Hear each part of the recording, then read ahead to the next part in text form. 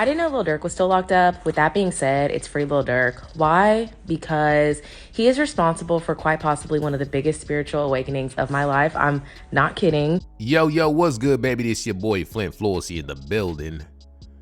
I've been away for a little bit. I'm actually producing a film project. But this clip came across my timeline, and I had to say something. Because I think this mentality is a big part of the problem when it comes to, intimacy and relationships, just the dating market in general today. You feel me? I didn't know Lil Durk was still locked up. With that being said, it's free Lil Durk. Why? Because he is responsible for quite possibly one of the biggest spiritual awakenings of my life. I'm not kidding. About a year ago today, almost roughly, Drake came to town and Lil Durk opened for him. And I remember Lil Durk came out and my mom was sitting right next to me and she leans over and she was like, "He looks like he smells good." And I was like, he does. Like, he really did. And literally the whole night I was like, oh my gosh, like, am I a Lil Durk fan? Like, I couldn't name you one Lil Durk song, honestly. Still to this day, I couldn't name one song. But he just looked so good. So I remember going home that night and I walked into my apartment and my boyfriend at the time was like, "Hey babe, how was the concert?" And I was like, "Oh, it was great." Like, in the back of my head, I was like, Lil Durk, Lil Durk, Lil Durk. But literally in the back of my head, I was like, I think our time is up. Like, between me and him, I think our time is up because I feel like I have seen the other side. Like, I've seen that it could be better for me, right? So I literally went to bed that night and I had a dream. I had a dream about Lil Durk. Not the dream that Martin Luther King had, right? But a dream nonetheless. And so I woke up the next morning and I was like, yeah, you need to pack your stuff. I think it's time to go. I made this big spiel about how, like, yeah, I feel like we're two totally different people, which is true. Like, we really had our issues, like, to be real. But Lil Durk was the catalyst. Like, to this day, Lil Durk opened my eyes, point blank period. So yeah, it's free Lil Durk. Free my boo. Now, what in the Scrooge McDuck did I just hear? Are you hearing the same malarkey, same bull gaggle I'm hearing? All right. Look, come into my office. I got to put on my therapist coat for this one, all right? So you telling me you broke up with your man, you dumped your man because you seeing Lil Durk made you feel like you could do better than him.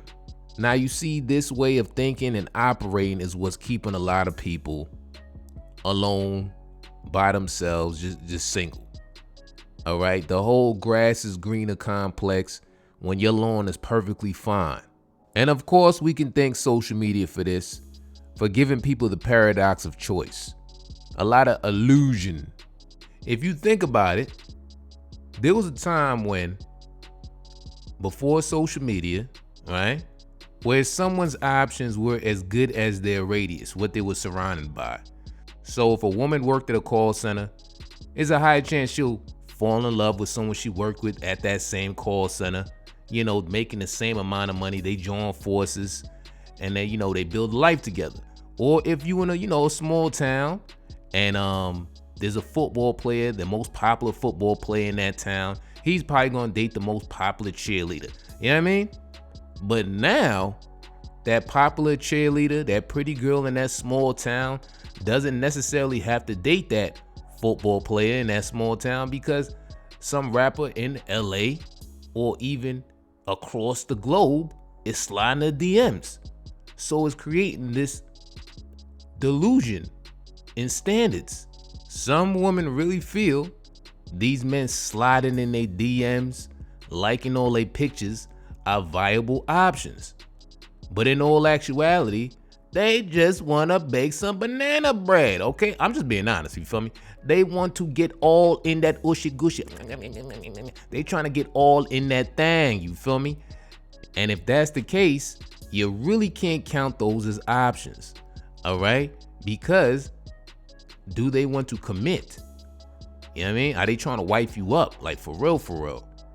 Y'all think like some guys are out of y'all league? Do y'all ever think a guy's out of your league? No. I don't think there is a man out of any woman's league, honestly. You don't think so? Is it some? Because y'all think some women, I'm pretty sure, is out of some men league, right? But I feel like if you're pretty, It don't even have to if be you're pretty, no more. I'm sorry. like, Men, and you know what's bad, because I said this recently. I was walking down the block and a man, he's behind me, telling me how good I look. You see, how do you define out your league? Will that man get in your guts? Yes, he will. He will smash that thing, man. Let me tell you something, man. When if it's the right time, all right, and that man knows nobody gonna know. If she got a skirt, man, he up in that dirt, man. You know what I'm saying? He all up in that ushy. All right, but would he bring you home to mama? Would he buy you a Valentine's Day gift? And the real issue with this mentality is you'll have a woman with a good man, but she'll go ahead and get rid of him because he's too ordinary and she wants extraordinary. You know what I'm saying? Because she feels she deserves that. She could attain that. And if she feels she can do better, she's gonna take for granted what she already has because in her eyes, she's settling. And a woman don't like to feel like she's settling. It's so funny when you find out that some of the most attractive men really like big girls. Like, you grew up your whole life insecure as a fat girl, and then like the finest little shit in the gym is coming up to you, talk about something like, what's your Snapchat? Talk about something like, shit, like, let's link up, like, what you want after the gym.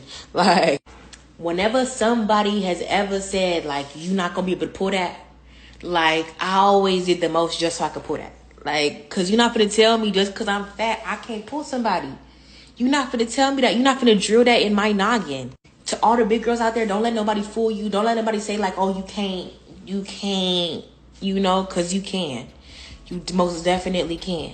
Now, I played that particular clip because she said certain things that caught my attention. Now, you know, this is nothing personal towards her. Are there men that love big women? Yes, this is true. Okay. But I picked this clip in particular because, you know, she used the term, you know, I could pull that, I could pull that. And, you know, I had a homegirl that used to say that a lot. Yo, I could pull him, I could pull him. And I had to tell her, I said, yo, what's your definition of pulling? Can you sleep with him? Yes. I mean, it's not going to be a hard task. So, is it really an accomplishment? Like, do you really think so? I mean, okay. Like, if this woman does meet Lil Durk and he spoozed on her back, she'll probably think, you know, she the number one now. But in all actuality, she's macaroni, potato salad, a side. All right? She's a side for this man. And in the process, she got rid of her boyfriend that probably treated and seen her as number one for a man that sees her as number 1021. It's a vicious cycle. It's a cold game. But let me know what y'all think about this one. Thought this was interesting. Like, comment, subscribe, check out another video. Till next time, baby, I'm out.